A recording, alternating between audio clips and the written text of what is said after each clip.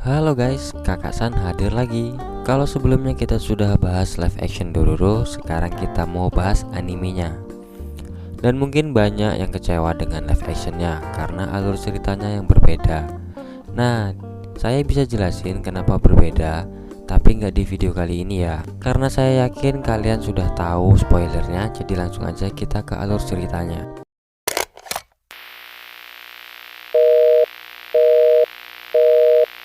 Di awal cerita kita diperlihatkan seorang pria bernama Daigo Kagemitsu memasuki sebuah aula yang disebut aula neraka, yang dihuni 12 iblis dan dijaga seorang biksu tua. Tujuan Daigo kesini adalah untuk melakukan perjanjian dengan para iblis demi mendapatkan kekuatan dan kemakmuran di negerinya yang bernama Negeri Kaga. Di Negeri Kaga sendiri saat ini sedang dilanda kemiskinan, wabah penyakit dan kemarau panjang yang membuat negeri Kaga ini di ujung kehancuran. Meskipun sudah dicegah oleh biksu penjaga, namun Daigo tetap membulatkan tekadnya. Bahkan ia membunuh sang biksu penjaga itu.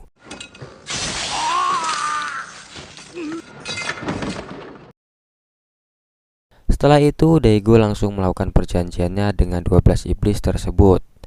Daigo rela memberikan apapun yang dimilikinya demi mendapatkan apa yang dicita-citakan untuk negerinya selama ini. Tidak lama kemudian petir menyambar dan membuat tanda X di dahi Daigo sebagai tanda jika perjanjian tersebut telah disetujui para iblis.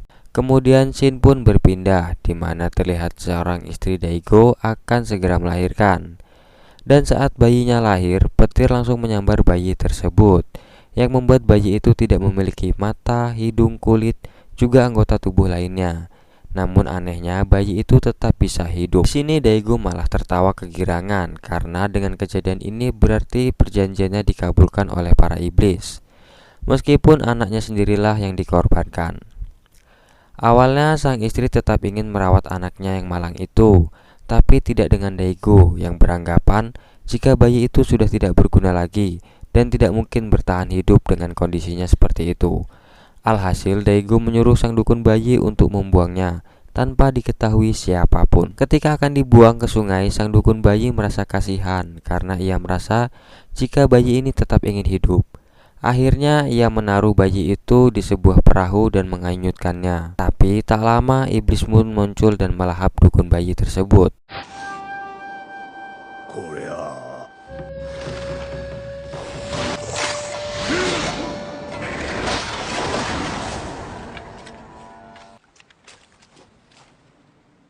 Scene berpindah ke 16 tahun kemudian.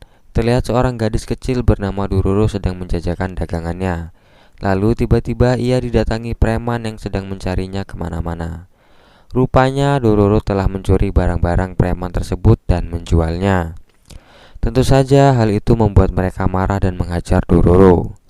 Ketika Dororo hendak dibunuh, muncul seorang pria aneh dengan wajah seperti boneka. Pria itu berdiri di atas jembatan sembari melihat ke arah tengah-tengah sungai. Dia bernama Hyakimaru. Tidak lama, iblis pun muncul dan melahap para preman yang menyiksa Dororo.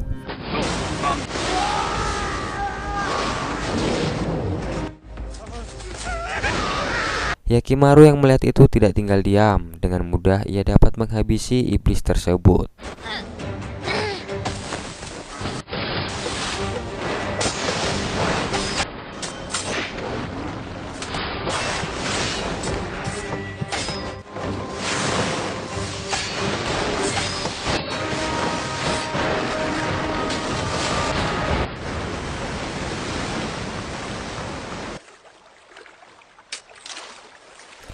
Setelah iblis itu dikalahkan, tiba-tiba saja topengnya lepas dan tumbuh kulit asli di wajahnya.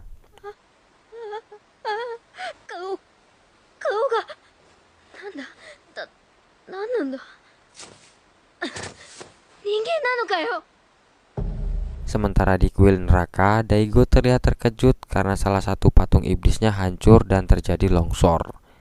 Dari sini bisa kita simpulkan jika Hyakimaru adalah anak dari Daigo Kagemitsu yang ditumbalkan kepada iblis 16 tahun lalu.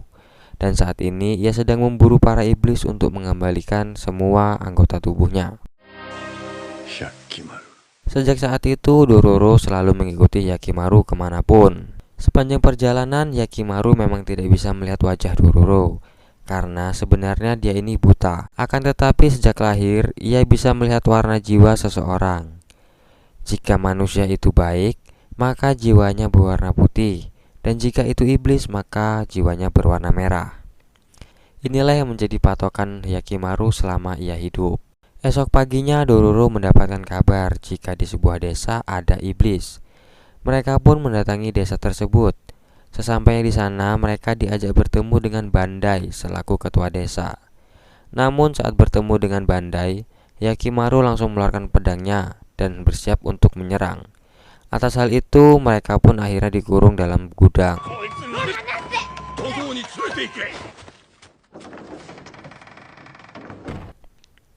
Tidak disangka di situ sudah ada seorang kakek tua yang juga dikurung. Di dalam gudang tersebut rupanya ada sebuah sumur aneh. Kemudian mereka masuk ke dalam sumur itu yang ternyata terhubung dengan ruangannya Bandai. Tanpa basa-basi, Yakimaru langsung menyerang Bandai yang ternyata adalah seorang iblis wanita.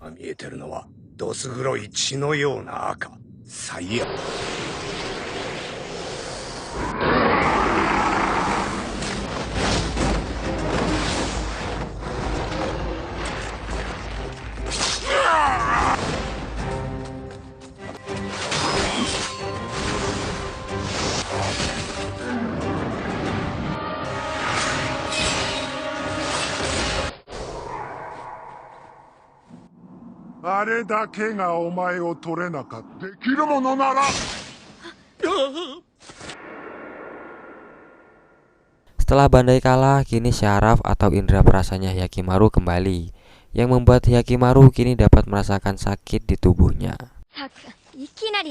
Kemudian Shin kembali ke masa lalu, di mana ada seorang bocah yang merintih kesakitan karena lengannya putus. Bocah itu pun ditolong oleh Kaname dan dibawa ke rumahnya Dr. Jukai.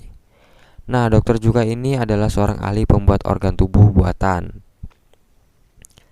Ketika sore hari, tanpa sengaja Jukai menemukan Yakimaru yang masih bayi di sebuah perahu. Jukai yang merasa kasihan membawanya pulang dan merawatnya.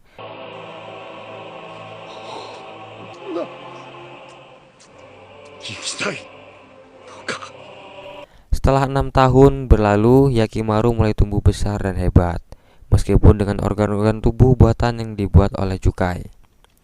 Sampai suatu ketika Yakimaru kecil diserang iblis, namun beruntungnya Jukai cepat datang untuk menolong. Sejak saat itulah Jukai mengajari ilmu berpedang kepada Yakimaru sampai ia dewasa hingga mampu mengalahkan monster-monster seorang diri. Dan suatu ketika pertama kali Yakimaru mengalahkan iblis, kaki kanannya pun tumbuh.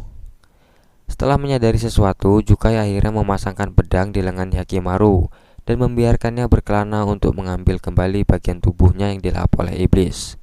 Sedangkan Jukai melanjutkan kegiatannya, yaitu memasang anggota tubuh buatan kepada mayat-mayat korban perang yang kehilangan anggota tubuhnya. Sedangkan di sisi lain, Daigo Kagemitsu terlihat sudah memiliki anak lagi yang bernama Tahumaru, yang artinya Tahumaru adalah adik dari Yakimaru.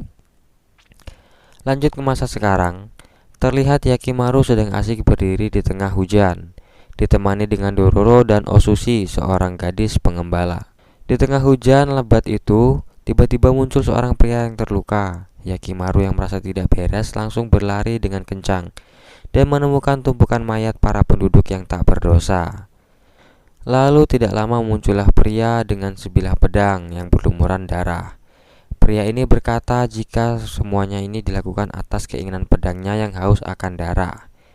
Yakimaru yang melihat jiwa pedang itu ternyata jahat, langsung bertarung dengan pria misterius ini, hingga akhirnya pria ini jatuh ke jurang bersama dengan pedang yang tertancap di kaki palsunya Yakimaru.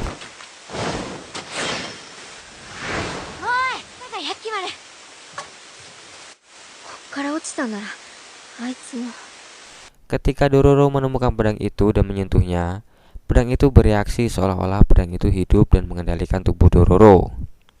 Sedangkan pria tadi ditemukan oleh Osushi yang dibawa pulang. Di sini terungkaplah fakta bahwa pria ini adalah kakaknya Osushi yang menghilang setelah ikut berperang 5 tahun silam. Ternyata kakaknya menghilang bukan tanpa sebab, melainkan dahulu ia pernah dipaksa oleh seorang jenderal untuk memenggal kepala pengkhianat menggunakan pedang usang dan berkarat.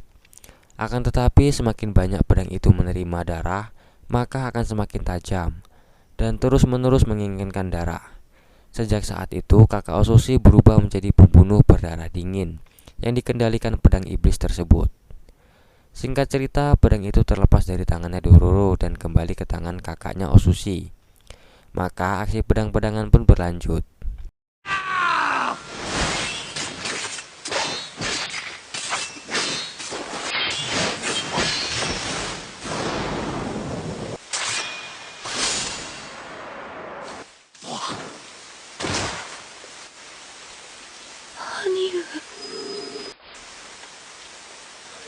Setelah berhasil mengalahkan kakaknya Osushi, telinga Hyakimaru kembali.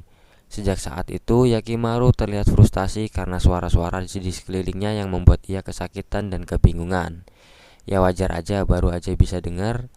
Jadi dia tuh kayak ngerasa risih gitu ya. Lalu tiba-tiba saja iblis burung muncul dan menyerang. Hyakimaru merasa kesulitan melawan karena suara yang berisik dan akhirnya terluka. Tapi untungnya ada si kakek tua yang datang untuk membantu. Kemudian karena kesal dengan Hyakimaru yang selalu menutup telinganya, kakek itu pun berbicara dengan lantang di telinga Hyakimaru dengan maksud agar Hyakimaru terbiasa dan bisa mengerti suara manusia, api, angin, dan juga hewan. Esok paginya Hyakimaru terbawa oleh suara seorang gadis yang bersenandung di sungai. Ini adalah suara pertama kali yang disukai oleh Hyakimaru. Lalu gadis ini membawa Hyakimaru ke tempat tinggalnya dan bermaksud untuk menyembuhkan luka-luka pada Hyakimaru. Gadis ini bernama Mio. Ia tinggal bersama anak-anak yatim piatu korban peperangan. Di lain tempat, Daigo terlihat kebingungan karena pasukannya yang akan berperang dengan klan Sakai harus segera menerima bantuan perbekalan. Sedangkan negerinya saat ini sedang dilanda kemarau panjang yang membuat petani tidak bisa panen. Hyakimaru yang terluka dirawat dengan sepenuh hati oleh Mio.